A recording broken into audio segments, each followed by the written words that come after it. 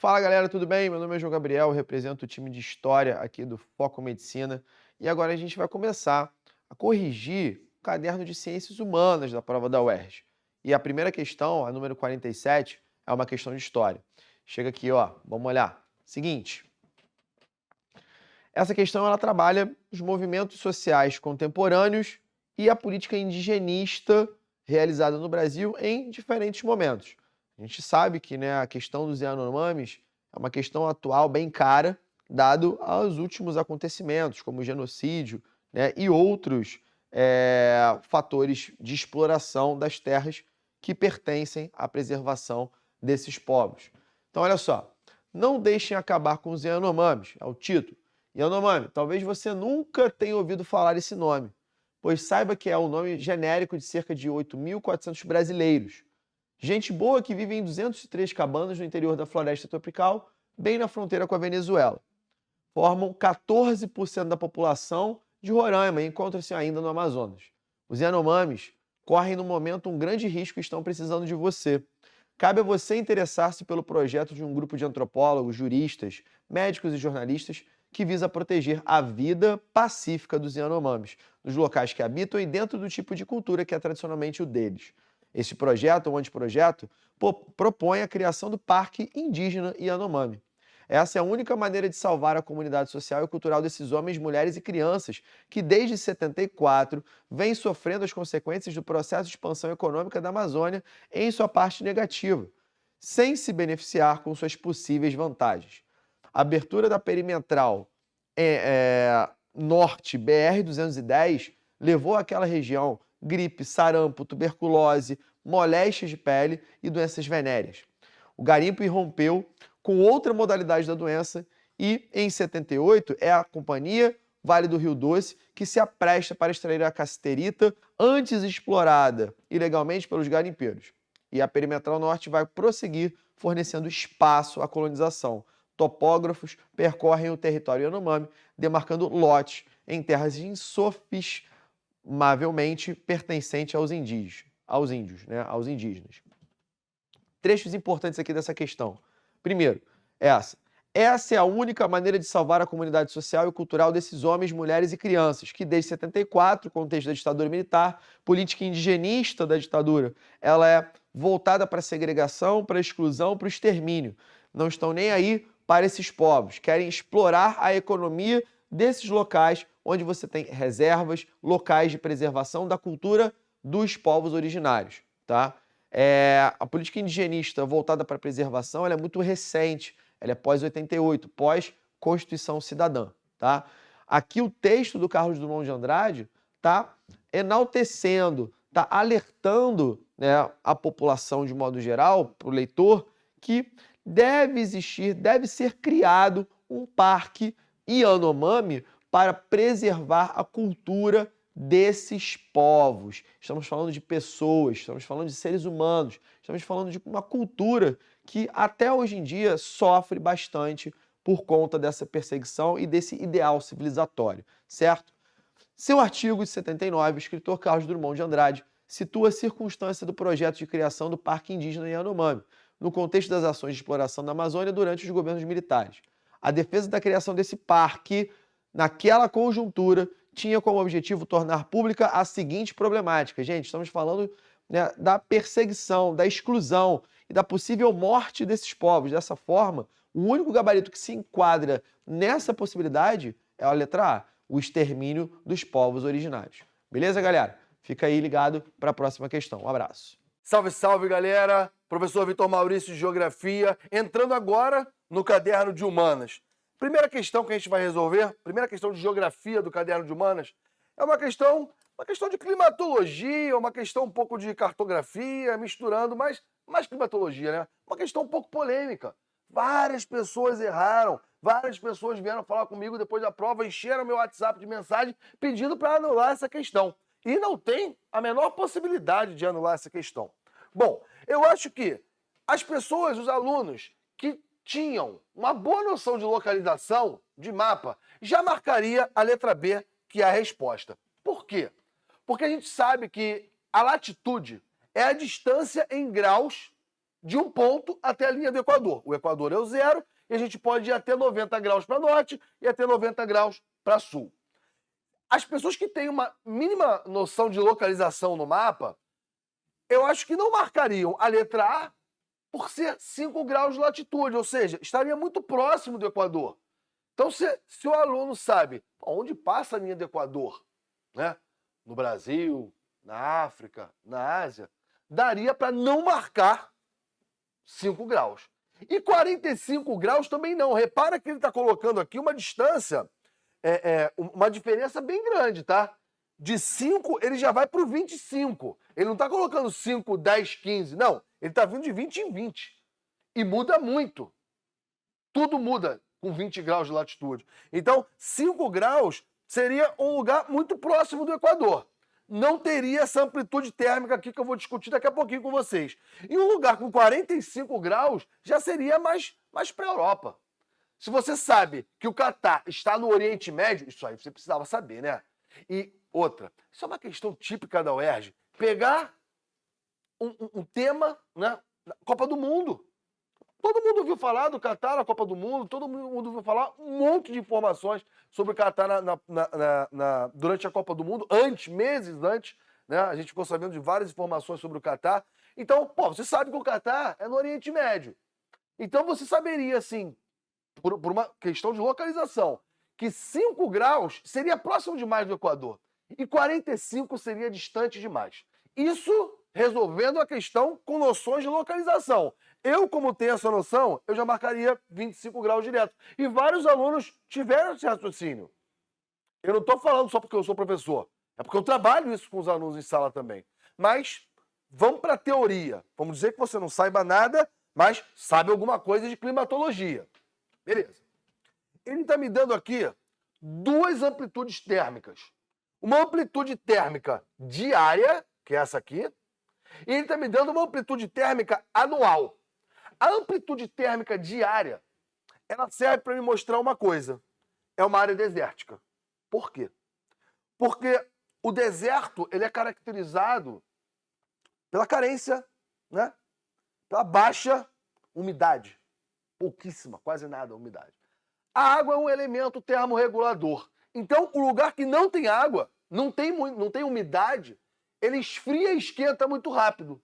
Inclusive durante o dia, né? Durante as 24 horas do dia.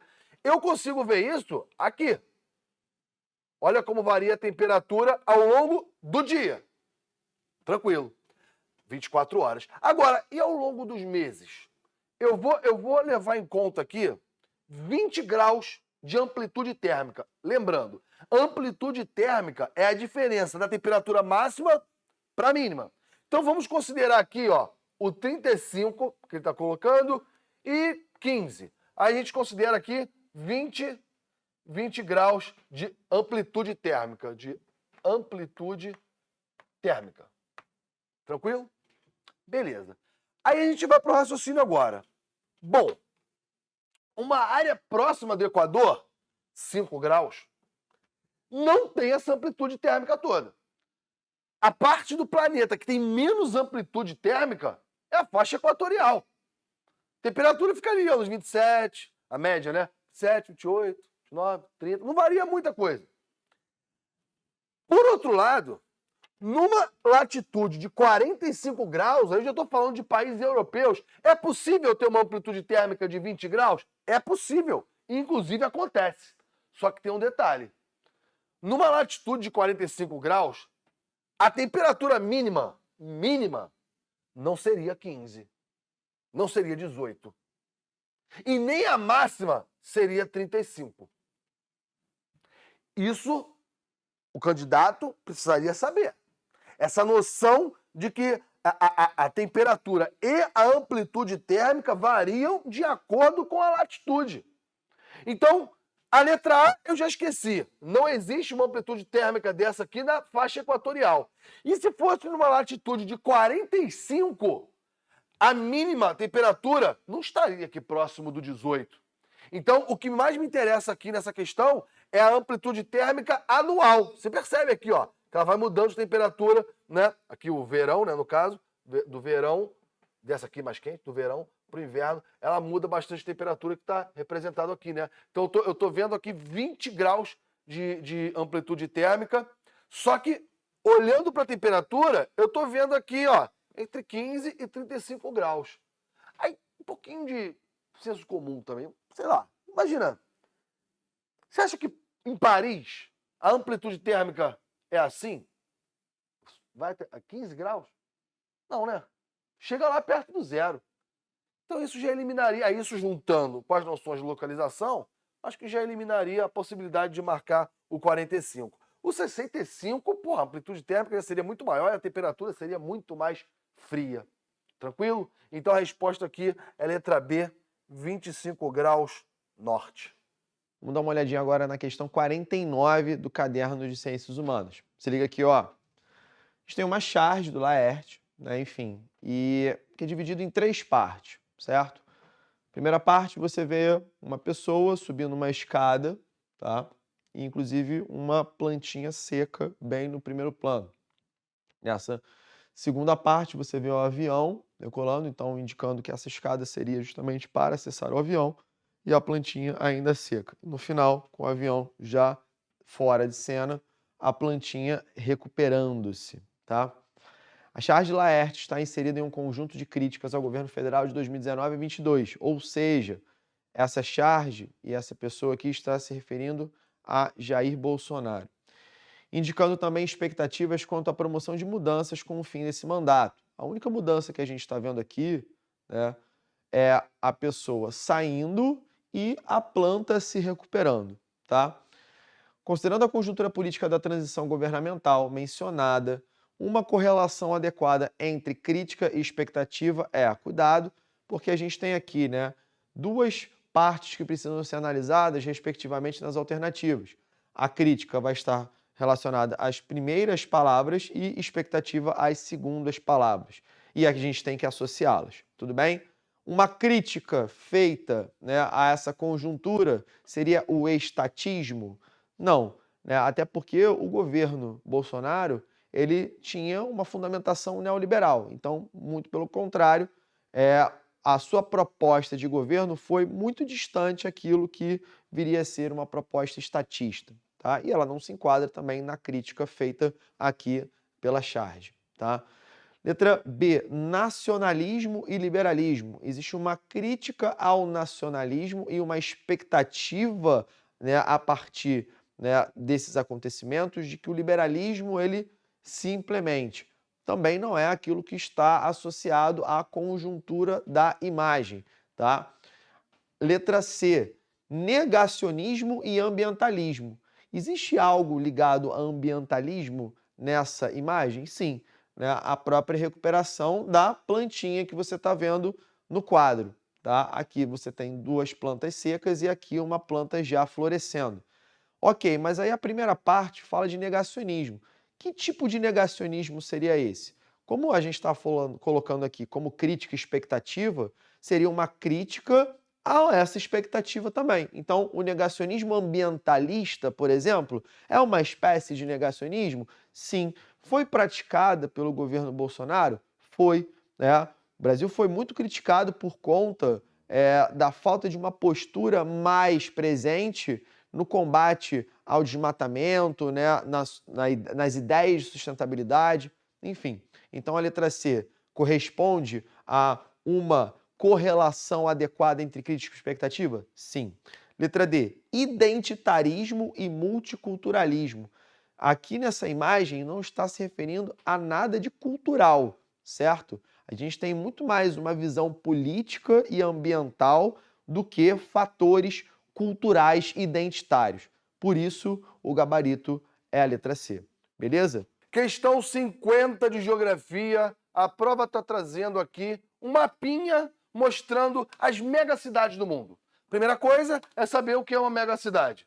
As megacidades são cidades com mais de 10 milhões de habitantes, ou seja, é um critério numérico. É diferente de uma cidade global que tem como critério a área de influência, o poder econômico, como essa cidade se projeta sobre o mundo. Não, uma megacidade é uma aglomeração com mais de 10 milhões de habitantes.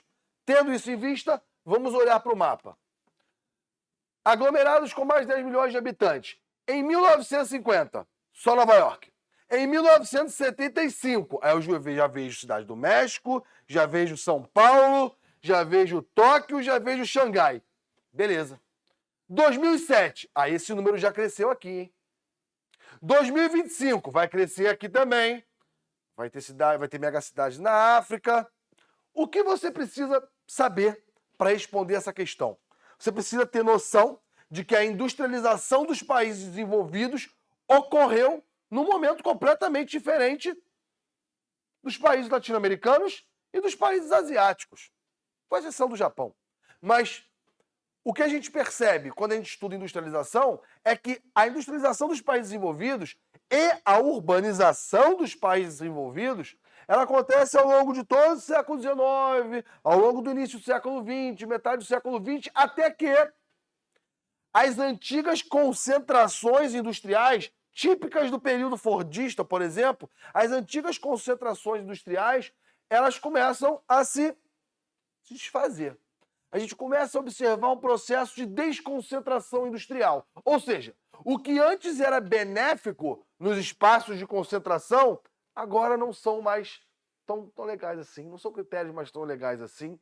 Está caro o solo urbano, a mão de obra está mais cara, tem leis ambientais, tem leis trabalhistas. Para quem está produzindo, isso é ruim. O que a gente começa a ver, principalmente pós-crise do petróleo de 1973, é uma tentativa dessas indústrias, uma tentativa não, elas vão conseguir, né? Até porque a década de 70 é também a década da revolução do meio técnico-científico e informacional. Então, tendo como base essa evolução dos meios de transporte e dos meios de comunicação, a gente vai começar a observar um processo de desconcentração industrial. Não vai ter mais aquelas grandes concentrações, né, onde todas as etapas do processo produtivo são feitas no mesmo lugar. Agora, com o meio técnico-científico e informacional, cada parte do produto é produzida numa área do mundo diferente. E aí a gente começa a observar que as indústrias saem dessas áreas de concentração industrial, por exemplo, do Nordeste dos Estados Unidos, o berço da segunda Revolução Industrial, e começam a se dirigir para lugares com melhores vantagens locacionais, sobretudo a partir dos anos 70, final dos anos 70 e nos anos 80. Não é à toa que a China, por exemplo, começa a se industrializar muito nos anos 80 e mais ainda nos anos 90. Há uma relação direta da industrialização chinesa com a desconcentração industrial dos Estados Unidos, do Reino Unido, da França, por exemplo.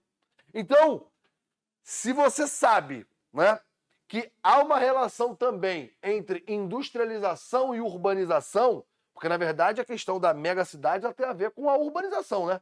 É um tipo de urbanização, é uma urbanização que é concentrada também em poucos pontos do território. Quando a gente olha para os países europeus, dá uma olhada aqui.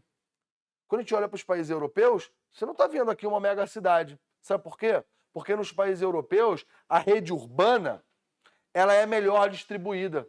Você tem pontos de desenvolvimento em várias áreas dos países.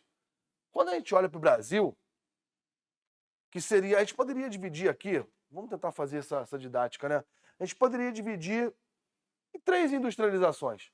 Os países desenvolvidos, aí eu estou pegando os Estados Unidos, Canadá, os países europeus, Japão, os países latino-americanos, que se industrializam, sobretudo, a partir da década de 1950. O Brasil começa legal nos anos 30, mas muito mais nos anos 50, principalmente com o JK, né? E a industrialização mais recente dos países asiáticos, da Índia, da China, dos tigres asiáticos, dos novos tigres asiáticos, né? Então, daria para dividir a industrialização em 3 conjuntos, né, de países. A que mais interessa para a gente nessa questão é a industrialização dos países asiáticos. Tá? Então, quando a gente olha para a industrialização desses países, a gente percebe também que são poucos pontos de desenvolvimento. Aí o que acontece? Os fluxos migratórios tendem a se dirigir para esses pontos de desenvolvimento, provocando esse fenômeno de surgimento e crescimento de megacidades. Se houvesse maior distribuição, talvez as pessoas estivessem, né, distribuídas de outra forma. Mas não foi assim que aconteceu. Então, para resolver essa questão, eu acho que a gente deveria ter em mente essa ideia, sobretudo essa ideia de que antes dos anos 70 havia um processo de concentração industrial, onde todas as etapas do processo produtivo eram feitas no mesmo lugar. E a partir dos anos 70, sobretudo pós-crise do petróleo, a gente começa a ver uma desconcentração industrial que é pautada no meio técnico-científico informacional, é possibilitada pelo meio técnico-científico informacional. Aí ele fala assim: de acordo com o mapa, um continente teve o maior acréscimo de megacidades no século XXI. Qual é o continente? É o continente asiático. Esse acréscimo é explicado principalmente pelo seguinte processo social ocorrido nos últimos 50 anos. Ele está falando do crescimento industrial. A modernização agrícola ajuda na urbanização? Claro que sim. Mas, na verdade, só tem modernização agrícola no país quando o país se industrializa. Ou você acha que é possível se mecanizar importando peças? Importando peças e insumos o tempo inteiro? Não. Então, o que o texto está querendo, e que o mapa, né, o mapa e o texto eles estão dialogando, é para a gente perceber que a formação de megacidades ela aconteceu mais recentemente em países de industrialização recente. E vai acontecer, não está aqui, tá? Mas já está indicando.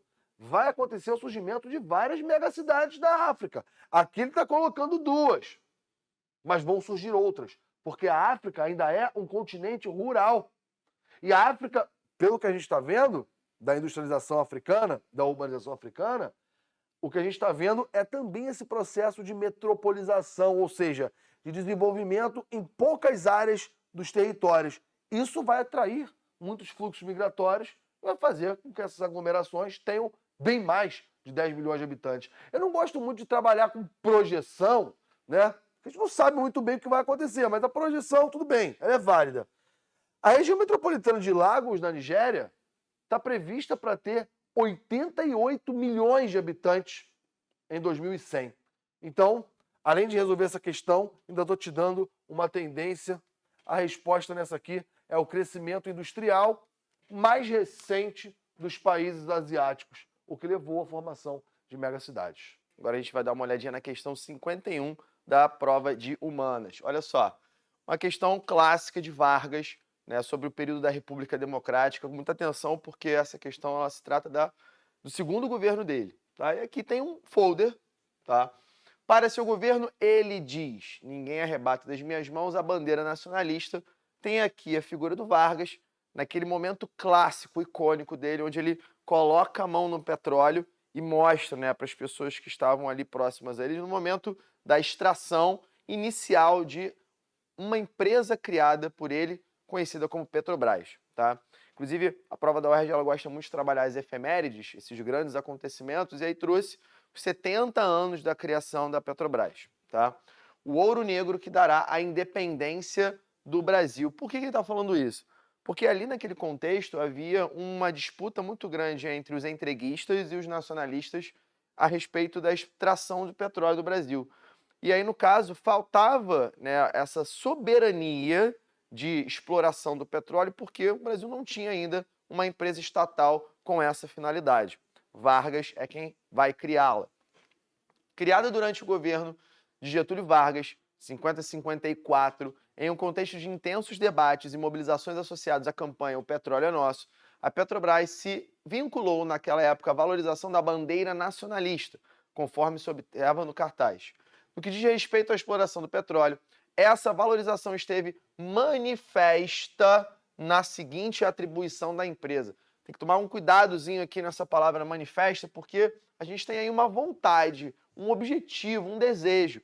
Não que todas as alternativas, né, nesse caso aqui, coloquem uma atribuição que exista nessa empresa atualmente. Tá? Claro que os distratores eles vão eliminar ali uma ou outra, mas tomar cuidado porque a gente está falando de uma vontade. No momento em que ele expressa o nacionalismo, que vontade seria essa ou que desejo seria esse, né, no caso da Petrobras? E aí a letra A, monopólio estatal da extração do refino e do transporte. Sim, porque aí você vai pensar, poxa, mas o refino, o Brasil refina petróleo? Nesse contexto havia uma vontade, uma manifestação para que isso fosse realizado. Então, no caso, a letra A está certa porque a Petrobras vai monopolizar a extração desse recurso, né, pelas vias estatais. Regulação fiscal da produção dos insumos e da tributação, essa atribuição não é da empresa, e sim no caso dos poderes, sendo legislativo, executivo, tá?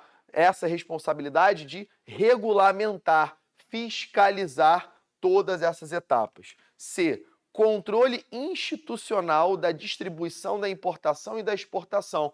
Isso aqui cabe também a outros órgãos, tá? Órgãos relacionados à atividade comercial, à importação, à exportação, à alfândega. Isso não está relacionado às atribuições da Petrobras.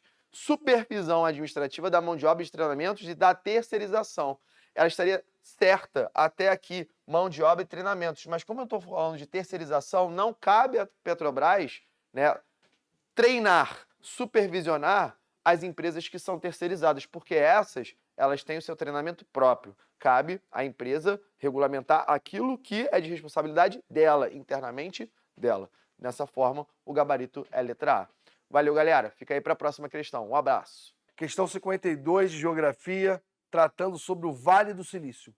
Eu coloquei aqui como tema globalização e divisão internacional do trabalho. Por quê? Porque o que a gente percebe é que, no passado, a divisão internacional do trabalho, ou seja, a função de cada país dentro da economia mundo, ela era muito bem definida, né? Países industrializados, países exportadores de matéria-prima. Século XIX era assim. Hoje em dia, o que a gente percebe é que a divisão internacional do trabalho é uma divisão que acontece em rede, né? Eu falei da questão que eu resolvi anteriormente, dessa desconcentração industrial, que a gente começou a ver principalmente a partir dos anos 70, né? Ou seja, várias indústrias saindo dos Estados Unidos, por exemplo, porque eu estou falando dos Estados Unidos aqui, então várias indústrias saindo dos Estados Unidos e buscando novas vantagens locacionais em novos territórios. Quando a gente olha para essa questão aqui, ele está tratando do Vale do Silício, um lugar que ganha força e começa a se destacar exatamente nos anos 70. Exatamente ali, como um dos epicentros da terceira revolução industrial. Um lugar de produção de tecnologia por excelência.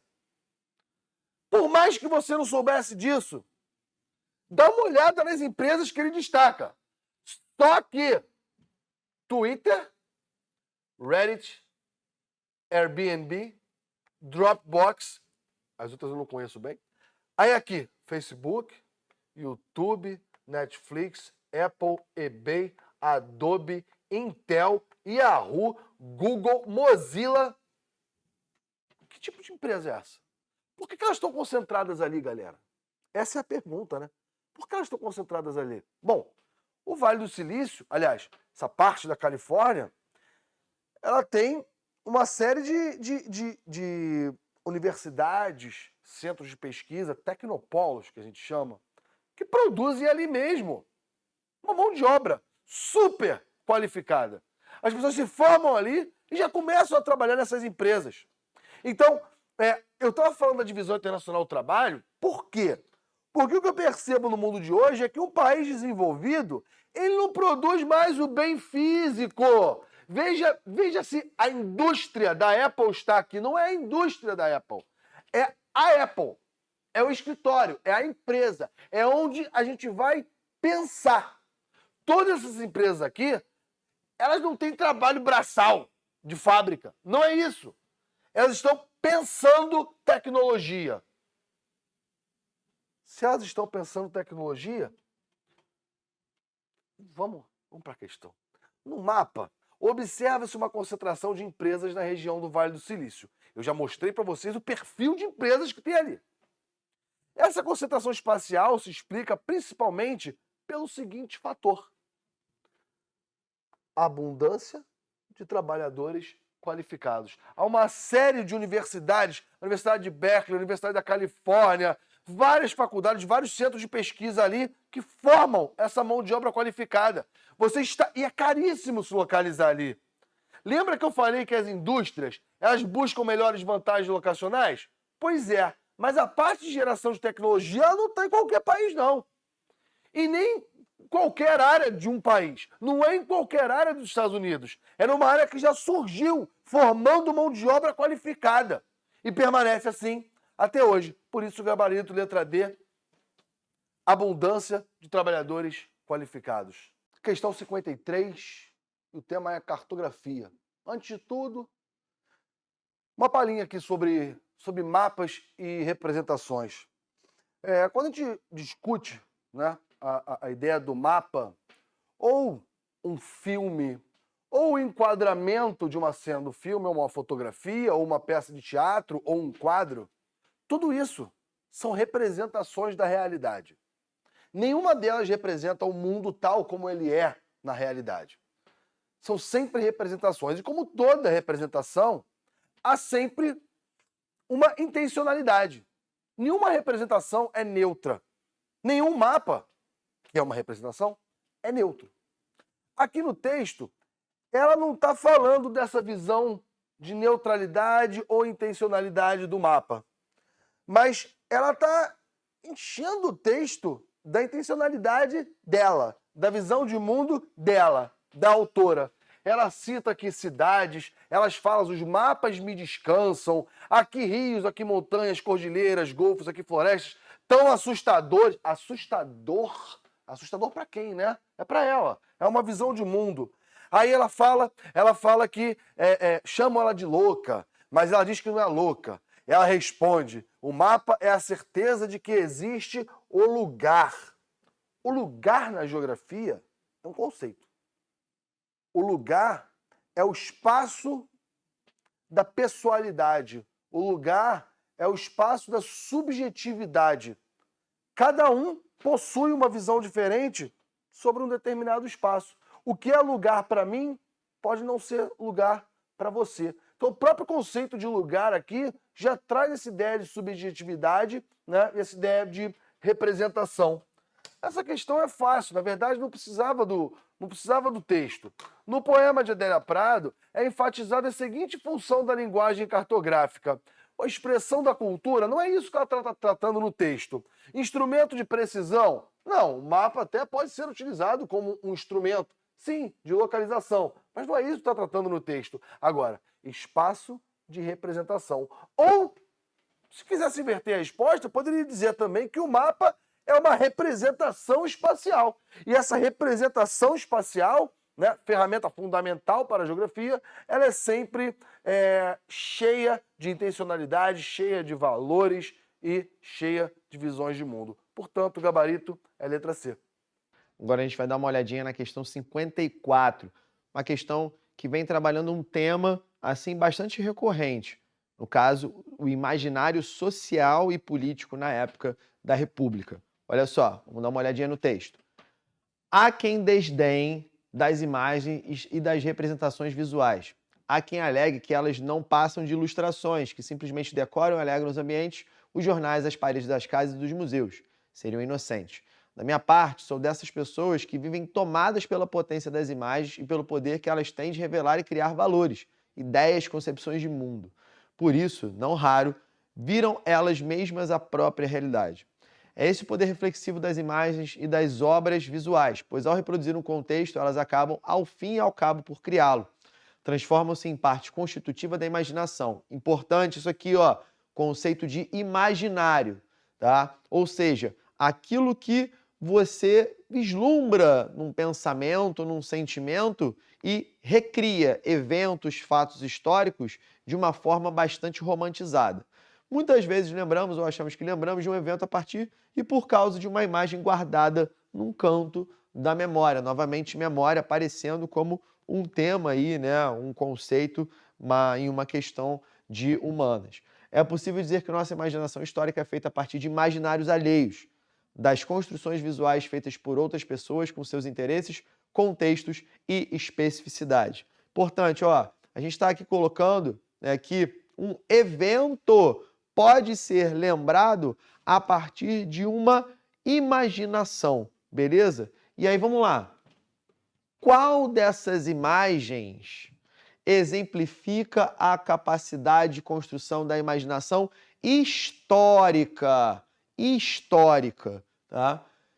A letra A e a letra C são retratações de uma localidade e não de um evento histórico, certo? Como o texto mencionou. O texto está falando de um fato, de um evento que pode ser lembrado a partir de uma construção desse imaginário social e político. Então, a letra A e a letra C estão fora. Sobra a letra B e a letra D. A D não é um evento histórico, mas uma constatação social, certo?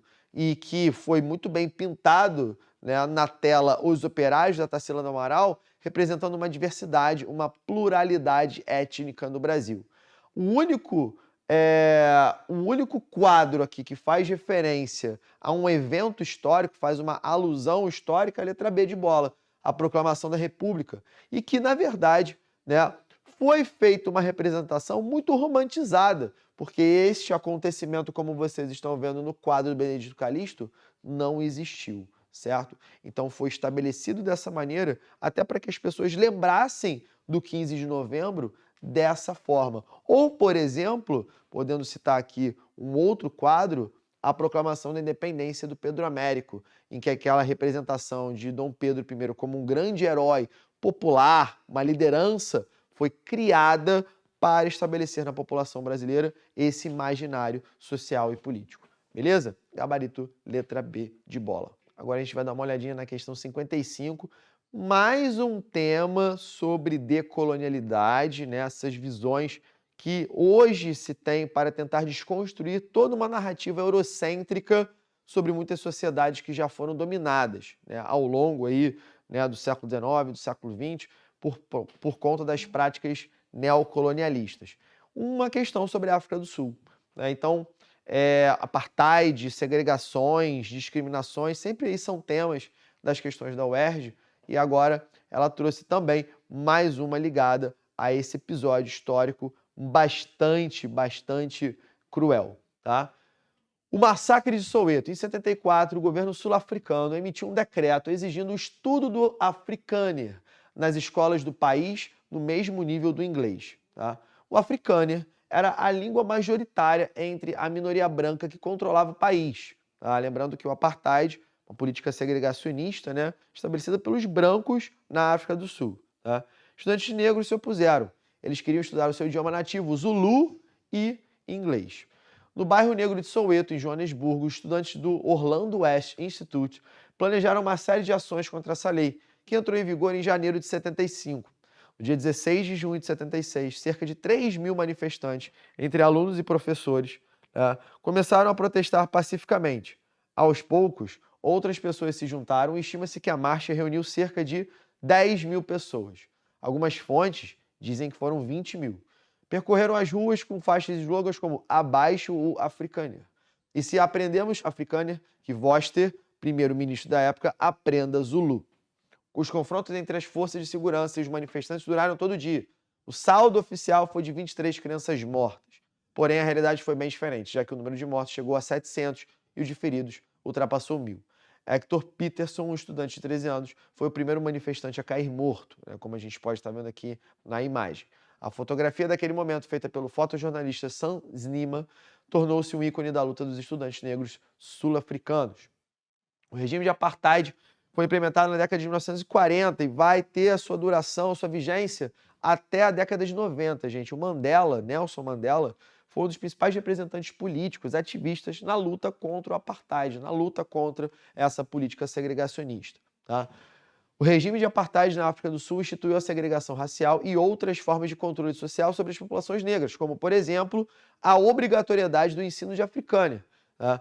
Que foi destacada nessa reportagem e está relacionada à seguinte estratégia de dominação colonial. A gente tem que ver aí, né, analisar as alternativas, aquilo que está relacionado à segregação e exclusão étnica, tá? Por quê? O apartheid separou brancos de negros, né? A cultura branca, majoritariamente ligada à tradição europeia, e os negros, né, com as suas matrizes culturais locais, dentre elas a principal, a Zulu, beleza? Dentro das alternativas, a que mais se enquadra nesse perfil de resposta seria a letra A, hierarquização de identidades étnicas. Olha a letra B, diversificação de práticas educacionais, está tornando obrigatório o ensino de Africânia. Então, isso não é pensar em diversidade, pluralidade. Integração.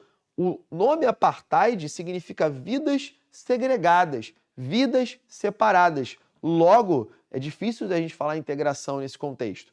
E homogeneização de qualificação profissional. O termo homogêneo, né, tem a ver com uma coisa só. Só que nesse momento, né, havia uma grande dificuldade de implementar políticas de homogeneização por conta da segregação. Então, dessa forma, o gabarito da questão 55 é a letra A. Questão 56 sobre a OTAN. Muito previsível. Aliás, desde o ano passado que eu elenquei exatamente essa questão como um possível tema de cair na prova num contexto de invasão da Ucrânia, de guerra da Ucrânia. Ano passado, o que caiu foi a questão das áreas da Ucrânia que possuem uma relação cultural, relação linguística com a Rússia, né? Essa é uma das justificativas para o Vladimir Putin tentar anexar essas áreas, né? Ele fala, olha, esse pessoal que ocupa, né, essas áreas na Ucrânia, eles falam russo, eles se sentem russos. E elas fazem parte de uma Rússia que existia no passado, a Rus de Kiev. Isso é um argumento do nacionalismo russo. Mas tem um outro argumento para a Rússia ter invadido a Ucrânia recentemente, que foi o alargamento da OTAN, principalmente no século XXI. O que eu estou chamando de alargamento da OTAN? A entrada de novos países para essa organização. Só que vamos tratar um pouquinho do contexto de surgimento dessa organização? A OTAN, Organização do Tratado do Atlântico Norte, é uma organização ocidental, liderada claramente pelos Estados Unidos, formada em 1949, no contexto da Guerra Fria, 1949. Qual é o objetivo? Conter a expansão do comunismo soviético.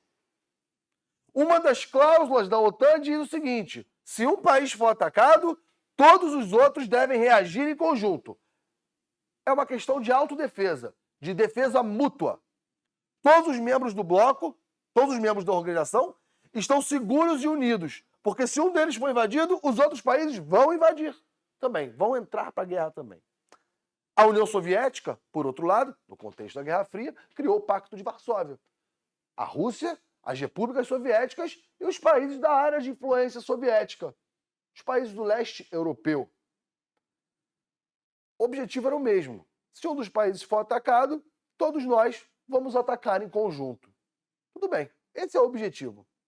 Só que a União Soviética acabou em 1991. O certo seria a OTAN acabar também? Ou não? Se ela tinha como objetivo conter o avanço do comunismo soviético, por que ela não acabou com o fim do bloco soviético comunista? Ela não acabou. Pelo contrário, ela se expandiu. Qual é o argumento de Vladimir Putin? Olha só, galera. Aí eu preciso que vocês tenham um pouco de noção também do que, quando a gente fala assim, ó, o que é leste europeu? Quando a gente fala de leste europeu, quando você ouvir alguém falando assim, leste europeu, pensa nesses países aqui. São os países que eram da área de influência soviética. São os países do lado de lá da cortina de ferro. Aí olha aqui, ele coloca, passaram a ingressar à OTAN, né, entre 1990, momento de final da Guerra Fria, acabou em 1991, e 2020. Todos esses países aqui eram da área de influência soviética. Todos esses países. Estônia, Letônia e Lituânia eram repúblicas soviéticas. O que Vladimir Putin argumenta? Olha, nós estamos aqui e vocês ocidentais estão expandindo na nossa direção. Aqui é a Ucrânia. Quando a Ucrânia demonstra interesse, tanto por parte de uma parcela da população, quanto por parte do seu presidente, Volodymyr Zelensky, isso já era um debate mais antigo, tá? Teve um outro presidente que já quis entrar para a OTAN. Ele foi envenenado. E hoje em dia vive com a cara toda deformada. Coisa dos russos. Agora, a Ucrânia, recentemente, demonstrou interesse de entrar para a OTAN. Aí a Rússia falou assim, não. Olha só, vocês gostariam que eu colocasse bases militares lá na fronteira do México com os Estados Unidos? Não, né? Vocês não gostariam que eu fizesse isso. Então, para de se expandir na minha direção. Não vai ter base militar aqui na minha fronteira. Aqui é a Bielorrússia, tá? Belarus. Que não é da OTAN e nem vai ser, porque é muito parceira da Rússia. Sempre foi. Então, o que está dividindo agora o Ocidente e a Rússia é a Ucrânia e a Bielorrússia. Porque até a Finlândia já entrou. Finlândia é um país neutro, né? Durante a Guerra Fria. Finlândia e Suécia eram países neutros durante a Guerra Fria. E agora demonstraram interesse de entrar para a OTAN. A Finlândia já entrou e a Suécia está em processo. Então, isso foi um argumento do Vladimir Putin para começar a guerra. Mas não é isso que a prova pergunta, eu só queria dar essa palhinha, né? A prova fala assim, a Organização do Tratado Atlântico Norte foi criada em 1949 e a partir da década de 1990 sofreu um processo de expansão, alargamento que a gente fala, né? Conforme mostra o mapa. Atualmente a OTAN possui 31 países membros. No cenário das relações internacionais, essa expansão é decorrente do seguinte contexto, ou seja, por que houve essa expansão? O que possibilitou essa expansão? A extinção da União Soviética. Gabarito, letra C. Seguinte, agora a gente vai dar uma olhada na questão 57, uma questão maravilhosa de Star Wars e a lição política que pode vir a partir desta obra. Seguinte, a gente está falando aqui de uma questão sobre ciência política, que, enfim, basicamente tem caído teorias a respeito disso cada vez mais, né, no exame de humanas da UERJ, tá? Então, as lições políticas de Star Wars. A política dentro do universo Star Wars é dividida em dois grandes momentos, a República e o Império. Segundo a mitologia da série, a República foi fundada cerca de 20 mil anos antes dos eventos dos filmes. O sistema era formado por representantes dos milhares de planetas da galáxia divididos nos três poderes tradicionais, executivo, legislativo e judiciário. O legislativo na República era o poder mais significativo e forte. Por meio do Senado Galáctico, decisões sociais e econômicas eram tomadas. O poder executivo era comandado pelo chanceler supremo, eleito pelo Senado, e no máximo 2 mandatos de 4 anos com poderes limitados. O chanceler era somente o chefe de Estado e mediador oral das sessões do Senado. Por fim, havia o poder judiciário que investigava e julgava os crimes. Então, basicamente, está pegando, né, princípios aí da ciência política, de tripartição dos poderes, e analisando qual seria, né, a forma e sistema de governo implementado nessas relações interplanetárias, né, que fica presente na obra do Star Wars. Então é pegar um pouco da ciência política e jogar para a ficção, beleza? Olha só o enunciado. Na mitologia da série Star Wars, a organização do poder político na fase da República se aproxima da estrutura encontrada no seguinte modelo. Galera, cuidado, por quê? República é forma de governo, monarquia é forma de governo, parlamentarismo, presidencialismo é sistema de governo, tá? Então, a forma é a estrutura, sistema é como os poderes se relacionam dentro dessa estrutura, tudo bem? E aqui a gente vai ter uma diferença das atribuições de governo. Se no caso, né, o poder executivo, né, está relacionado a um líder governamental como um presidente, estamos falando de presidencialismo. Se no caso o líder do governo está vinculado ao poder legislativo, ao parlamento, estamos falando de parlamentarismo. Como aqui no caso de Star Wars, o chefe de governo era o chanceler eleito dentro do Senado, essa figura ela acaba sendo parecida com a de um primeiro-ministro, como, por exemplo, existe na monarquia inglesa, né? Como existe, por exemplo, em algumas outras repúblicas parlamentares, exemplo, a Alemanha, certo? Então, dessa forma, a gente tem que saber separar o que é parlamentarismo e o que é presidencialismo, ok? Muitas vezes vocês podem cair na pegadinha de associar imediatamente república a presidente, e acaba que muita gente acabou marcando a letra A, né? A letra A não, desculpa, a letra B. Mas o gabarito dessa questão, por se tratar de um poder legislativo forte e atuante, é a letra A. Aristocrático tem a ver com o perfil social político de uma sociedade e teocrático é quando um governo está associado a uma religião. Beleza? Gabarito dessa questão, letra A. Questão 58, sobre a Avenida Brasil. Uma importantíssima avenida da cidade do Rio de Janeiro e para a região metropolitana do Rio de Janeiro. É prova da UERJ. Por que não cobrar algo sobre a circulação no Rio de Janeiro, como já foi cobrado várias vezes? Enfim, não preciso ler o poema todo, a letra toda. Vou destacar aqui alguns pequenos trechos. Assim é a Avenida Brasil. Linha vermelha vem cortando a maré. Isso é uma favela. Do importado à carroça, o contraste social. Isso é o que me interessa aqui nesse texto. É sempre importante sublinhar só o que é importante. Aqui ele está me mostrando a Avenida Brasil, se ligando à linha vermelha, cortando uma favela. Aqui, do importado à carroça. Todo mundo passa na Avenida Brasil.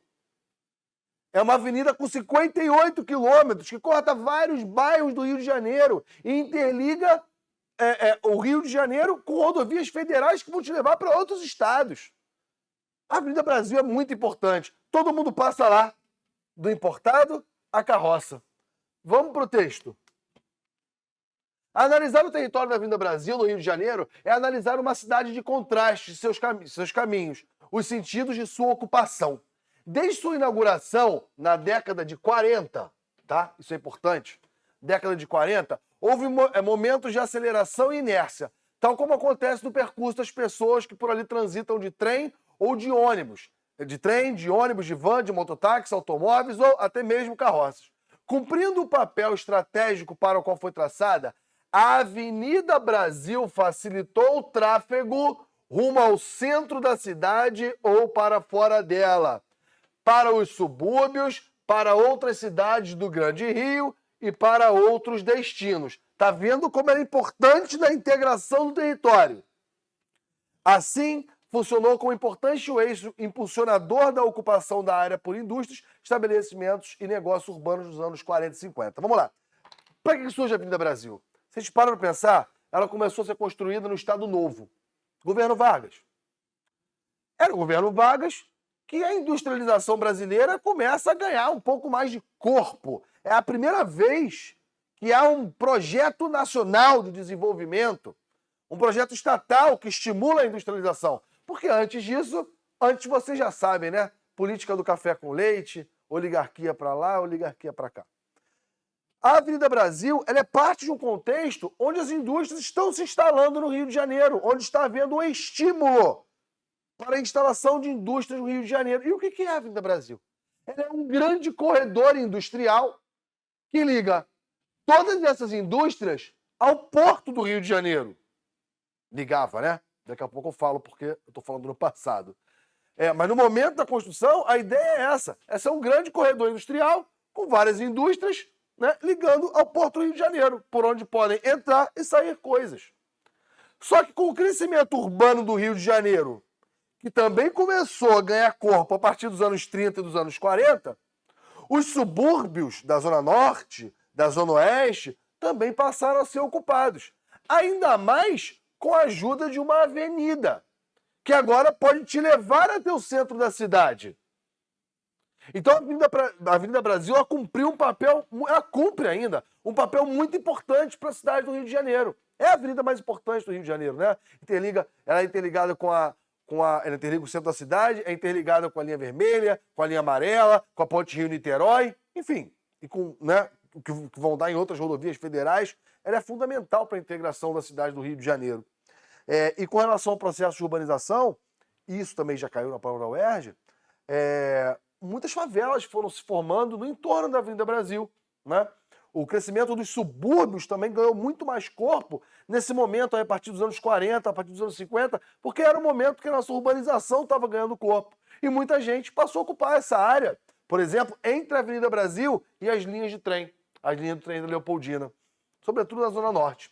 Aí ele fala assim, ó, tanto o Samba Enredo da Mocidade Independente de Padre Miguel, quanto o trecho do artigo acadêmico, registram algumas mudanças ocorridas no território da Avenida Brasil ao longo dos anos. Tais mudanças se relacionam com o processo de urbanização da então capital da República, porque se vocês não sabem, o Rio de Janeiro era a capital do Brasil.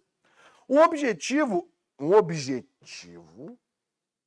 e um impacto socioeconômico, são duas partes, associados à construção e à expansão da Avenida Brasil nos anos 40 e 50, estão indicados, respectivamente, em um objetivo, integração de logradouros. Aí você vai falar para mim, mas eu não sei o que são logradouros. Logradouros, ruas, avenidas, viadutos, túneis, logradouros públicos. É exatamente para isso que a Avenida Brasil surgiu. E o impacto socioeconômico, reorganização habitacional. Porque a Avenida Brasil, ela possibilitou a ocupação dos subúrbios no Rio de Janeiro. Antes dessa ocupação, ela estava sobretudo no entorno das linhas de trem. Agora não. Agora você tem uma avenida rodoviária, que vai possibilitar o acesso dessas pessoas que estão morando no entorno da Avenida Brasil até o centro da cidade, que é o lugar onde tinha mais empregos. Eu falei essa coisa da Avenida Brasil no passado, e é bom que vocês saibam as próximas provas, espero que vocês não tenham que fazer outra prova, mas a Avenida Brasil ela começa a entrar em decadência nos anos 90. Por quê? Eu falei em algumas questões atrás, né? Estava resolvendo aqui, sobre o processo de desconcentração industrial dos países desenvolvidos, indo para a China, as indústrias indo para a China, para os tigres asiáticos. O Brasil também passa por um processo de desconcentração industrial. O Brasil também teve uma concentração industrial no eixo Rio-São Paulo. Não foi no país inteiro, foi no eixo Rio-São Paulo, sobretudo. Assim como no começo, essa aglomeração, essa proximidade do porto era positiva, ela começou a se tornar negativa. Porque quando você olha para a Avenida Brasil nos anos 90, é uma avenida completamente congestionada, com alto índice de violência. O Porto do Rio de Janeiro, que é onde começa a Avenida Brasil, ele não tem nem mais sentido, gente. Tanto que eu estava postando numa questão para o UERJ, já caiu, né? Sobre o Porto Maravilha, sobre a modificação da função do porto. Eu estava postando na ideia de refuncionalização. Um conceito que eu não vou trabalhar aqui agora, mas eu estava postando na ideia do conceito de refuncionalização. O centro vem passando por uma revitalização, a área do porto, mas também por uma refuncionalização, ou seja, aquelas formas do porto, elas continuam existindo, mas passam a exercer uma outra função. Feiras, festas, rave, não sei, qualquer coisa. Né? Então o porto também não tem mais sentido. Então o que a gente começa a ver é que nos anos 90, a Avenida Brasil ela não é mais um corredor industrial. As indústrias começam a sair dali e ir para o interior, para outros estados, sei lá. Elas vão buscar novas vantagens locacionais. Quando você olha para a Avenida Brasil hoje, se você passa na Avenida Brasil hoje, cara, a quantidade de indústrias abandonadas, de galpões abandonados, é imensa. Então, ele não está falando de hoje, né? Ele está falando do momento ali de criação, das décadas do passado. Então a resposta está ok, tá? Mas eu queria que vocês soubessem como está acontecendo também a desconcentração industrial no Brasil e, sobretudo, nos estados do Rio de Janeiro e São Paulo, que são ainda, né, os estados mais industrializados. O Sudeste ainda é a região mais industrializada do país, mas mesmo assim está passando por processos de desconcentração industrial. Então o gabarito aqui, galera, é a letra D, integração dos logradouros e reorganização habitacional. Está aqui para a nossa última questão de história, questão 59. Tá? A gente vai dar uma olhadinha aqui. Uma questão que também tem um tema bastante cobrado na UERJ, nas relações sociais e nas relações trabalhistas. Tá? Olha só. Agropecuária, construção civil e carvoaria são as maiores fontes do trabalho análogo à escravidão. Trabalhador agropecuário em geral, servente de obras, pedreiro, carvoeiro. O que aproxima essas atividades? Elas são ocupações mais comuns entre as vítimas de trabalho análogo à escravidão resgatadas no Brasil no período de 2003 a 2020. Apontam dados compilados pelo Observatório da Erradicação do Trabalho Escravo e do Tráfico de Pessoas. Ainda segundo o Observatório, de 95 a 2020, foram encontrados no país 55.712 trabalhadores em condições análogas às de escravo. De acordo com a juíza Mirela Caú, O trabalho análogo ao escravo é crime tipificado no artigo 149 do Código Penal e é definido como aquele que seres humanos estão submetidos a trabalhos forçados, jornadas tão intensas que podem causar danos físicos, condições degradantes e restrição de locomoção em razão de dívida contraída como empregador ou preposto. A pena se agrava quando o crime for cometido contra criança ou adolescente ou por motivo de preconceito de raça, cor, etnia, religião ou origem. Para a juíza, na figura do trabalho escravo contemporâneo, o indivíduo permanece com liberdade, mas por circunstâncias decorrentes do próprio trabalho. Essa liberdade ela é relativizada, ficando o indivíduo impossibilitado de exercer seu direito. O que acontece, gente? A gente tem aí um problema muito grave na nossa sociedade vinculado ao nosso passado escravista, tá? Por quê? Algumas atividades específicas, elas são inferiorizadas, tá? Desvalorizadas, desqualificadas, porque em um período anterior eram associadas a essas populações inteiras que foram escravizadas no Brasil, tá?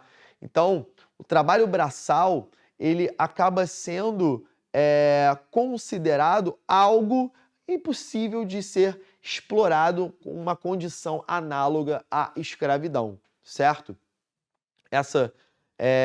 Esse texto, né, essa análise, ela vai justamente em cima de um problema estrutural em nossa sociedade, tá? Aspectos estruturais das relações de produção no Brasil explicam a existência de trabalho escravo contemporâneo e sua maior incidência em determinadas atividades econômicas, como abordado na reportagem, nas atividades de agropecuária, carvoeiros, né, e por aí vai. Um desses aspectos estruturais galera, tem que saber diferenciar o que é estrutural e o que é conjuntural, tá? Estrutural é aquilo que permanece como um dos pilares, uma das raízes da sociedade, até hoje em dia. É só a gente lembrar de um termo como, por exemplo, o racismo estrutural. Ele foi implementado, ele se tornou prática viva das relações sociais no período colonial, império, e que acaba chegando até os dias de hoje, né, em diversas formas de discriminação e preconceito. Então isso faz parte da nossa estrutura como sociedade. Né? Temos que combater? Temos. Né? Temos que acabar, neutralizar esses efeitos? Sim, mas ainda está muito presente. Tá?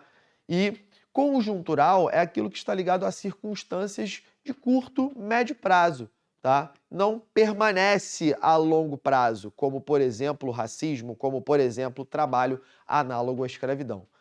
Das alternativas, aquela que possui um aspecto estrutural é a letra A, desvalorização do esforço braçal, porque a desvalorização do esforço braçal ocorre desde a colônia até hoje em dia, certo? Na período colonial, era uma escravidão de fato, hoje análogo à escravidão, certo? As outras alternativas, B, C e D, são conjunturais. Estagnação da remuneração, o arroxo salarial é conjuntural. Rigidez de regulamentação, variando de neoliberalismo para estatismo, também é conjuntural. A informalidade da atuação profissional e não da origem profissional, tá? Também é recente e está vinculado a crises econômicas, está associado a propostas mais neoliberais nas relações profissionais. Então, dessa maneira, o único gabarito possível nessa questão é a letra A. Beleza, galera? Grande abraço. Assim eu encerro a minha participação aqui na correção do primeiro aqui, o ERJ. Espero que tenha ajudado vocês. Um abraço, até mais. Vamos lá, galera. Questão 60, para finalizar o caderno de humanas, a última questão da prova. Sobre fronteiras. Não bem sobre fronteiras, né? Mas vamos lá. A descontinuidade territorial representada pela fronteira não se restringe às linhas ou zonas de contato entre os estados nacionais. A fronteira pode ser reconhecida também dentro de um determinado estado. Na língua inglesa, mais especificamente nos Estados Unidos, mantém-se a distinção entre a fronteira, border, ou seja, a fronteira internacional, e a fronteira, frontier, reconhecida em 1894 pelo historiador Frederick Jackson Turner como as terras que formam a mais distante extensão das regiões habitadas de um país. Enquanto... Agora é que ficou importante, tá? Enquanto a fronteira border significa a demarcação institucionalizada, mesmo tendo sido objeto de disputas e mesmo de antigos frontes em disputa, a fronteira frontier designa uma abertura, um espaço de competição, conflito e destinos políticos ainda com certo grau de indefinição. Vamos lá. O que está falando aqui? Olha só. Uma coisa é a fronteira que lá nos Estados Unidos eles chamam de border. A border é assim, ó. Estados Unidos, México. Estados Unidos, Canadá. Brasil, Bolívia. Brasil, Colômbia. Brasil, Paraguai. Essa fronteira seria a fronteira border. Mas ele está falando que tem um outro tipo de fronteira. A fronteira frontier. Essa fronteira, ela se estabelece dentro do próprio Estado nacional. Não é a fronteira dos Estados Unidos com outro Estado nacional. São fronteiras dentro do próprio Estados Unidos. Trazendo isso para o Brasil, não é a fronteira do Brasil com a Colômbia, é a fronteira do Brasil dentro do Brasil. Só que essa fronteira ela não é especificamente delimitada num mapa. Ela não foi delimitada especificamente pelo Estado. Ela tem um certo grau de indefinição. Você não consegue saber onde começa e onde termina direito. Essa fronteira é um espaço de competição, de conflito e destinos políticos. Aí ele fala assim, um processo socioespacial ocorrido nas últimas 4 décadas no Brasil, que exemplifica o conceito de frontier destacado é: o que aconteceu no Brasil nas últimas 4 décadas que a gente pode relacionar a essa ideia de fronteira dentro do território nacional? Pô, galera, nas últimas 4 décadas, a expansão da fronteira agrícola. Aí a gente precisa ter uma mínima noção do seguinte, olha só, industrialização brasileira. A partir de JK, começam a entrar muitas multinacionais no Brasil. Há estímulo do Estado para a entrada dessas multinacionais. Os governos militares, a partir dos anos 60, mantêm essa lógica. O Estado fica responsável pela infraestrutura, pela indústria de base, mas quem vai produzir os bens de consumo duráveis, os bens de produção de maior tecnologia, são as indústrias multinacionais. E é justamente quando essas indústrias multinacionais chegam ao Brasil que a gente consegue fazer o processo, passar pelo processo de modernização da agricultura brasileira.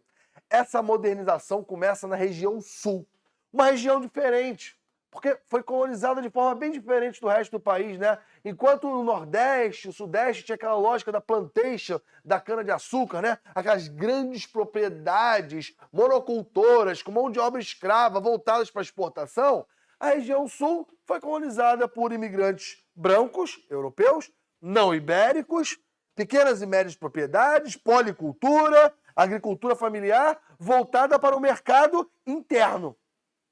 É completamente diferente. Então, no começo, a gente percebe que a região sul do Brasil, ela passa por esse processo de modernização. Não é todo mundo que consegue se modernizar. Se modernizar é caro, é um processo. Mas dentro desse contexto aqui, ó, das últimas 4, 5 décadas, o governo militar está estimulando a ocupação do Centro-Oeste e da Amazônia. O movimento de expansão da fronteira agrícola do Sul para o Centro-Oeste acontece justamente nos anos 70 e, sobretudo, nos anos 80. Essa fronteira a qual ele está se referindo aqui é a fronteira agrícola. É uma fronteira que não é muito bem delimitada. É uma fronteira que tem conflito. Sempre vai ter conflito. Até hoje tem conflito com a expansão da fronteira agrícola.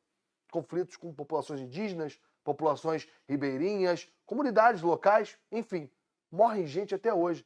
É esse tipo de fronteira que ele está falando aqui. É uma fronteira que tem dentro do Brasil. Não uma fronteira entre estados nacionais. Um processo socioespacial ocorrido nas últimas 4 décadas no Brasil que exemplifica o conceito de frontier destacado é a expansão do agronegócio no Cerrado. Cerrado, leia-se, região Centro-Oeste. Queria agradecer a vocês aqui, galera. Espero que a gente tenha contribuído com o aprendizado de vocês, com essa correção da prova. Essa foi a última questão, então fiquei responsável por me despedir de vocês. Espero que vocês tenham aproveitado. Um beijão para vocês de todo o time Foco Medicina. Até a próxima.